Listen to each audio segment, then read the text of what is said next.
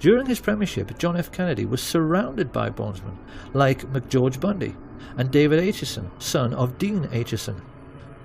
Kennedy knew these men refer to each other as brothers under the skin.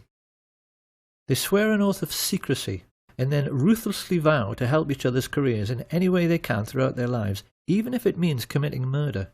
In Britain, every literate person knows that all of the top police officers are Freemasons, because if there are 10 candidates for a top job, a Mason will always select a brother Mason for the post.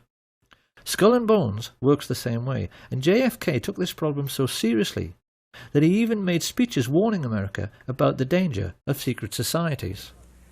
The very word secrecy is repugnant in a free and open society, and we are, as a people, inherently and historically. He knew the people on this list were neither silly nor irrelevant, because he knew they were the real holders of power in America, operating as they were, as an unelected shadow government accountable to no one. And it was these same people who brought Hitler to power during the 1920s by becoming business partners with leading German industrialists. The reality of the situation prevailing at that time can be very easily understood simply by looking at the cover of Fritz Thiesen's book, I Paid Hitler, on which he is depicted as a puppet master controlling Hitler's strings. Thiesen was a billionaire industrialist. He was the man who built the Bismarck.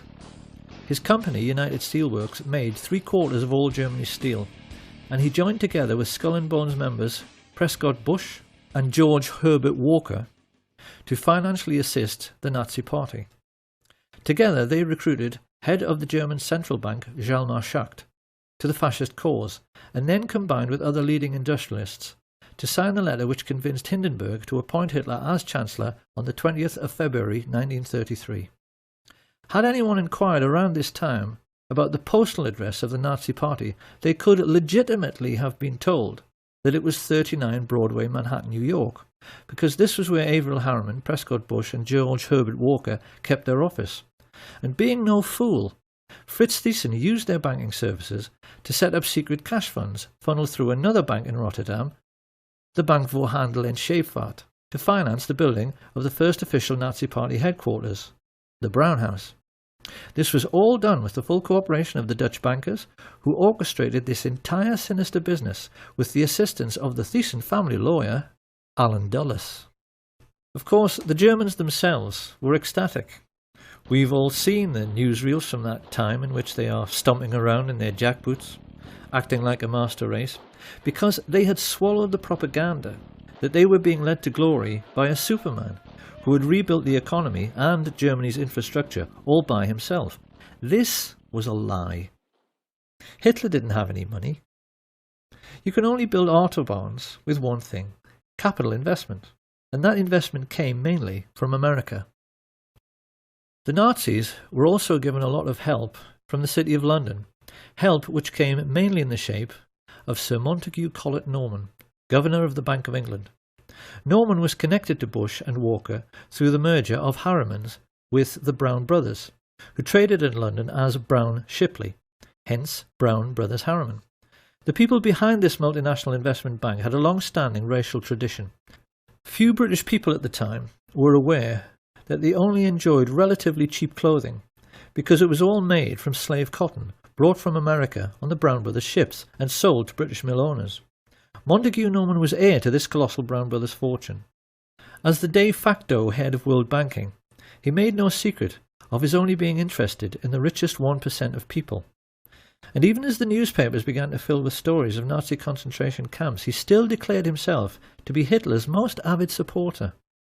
"We must lend Nazi Germany 90 million marks," he declared. "It may never be repaid, but it will be less of a loss than the fall of Nazism." One might have thought Sir Montague's close personal friends, the royal family, would have been outraged by his comments. Nothing could be further from the truth.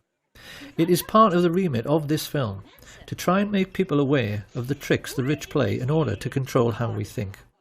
George Orwell once said that the ruling class in every age have tried to impose a false view of the world upon their followers. And there's no better example than the way in which the British have been duped into believing that their royal family are called Windsor and descend from English kings like Henry VIII. The British royal family are, actually, German, and their real name is Saxe-Coburg-Gotha. They only changed it to Windsor after Windsor Castle in 1917 to hide the fact that they were German during the First World War,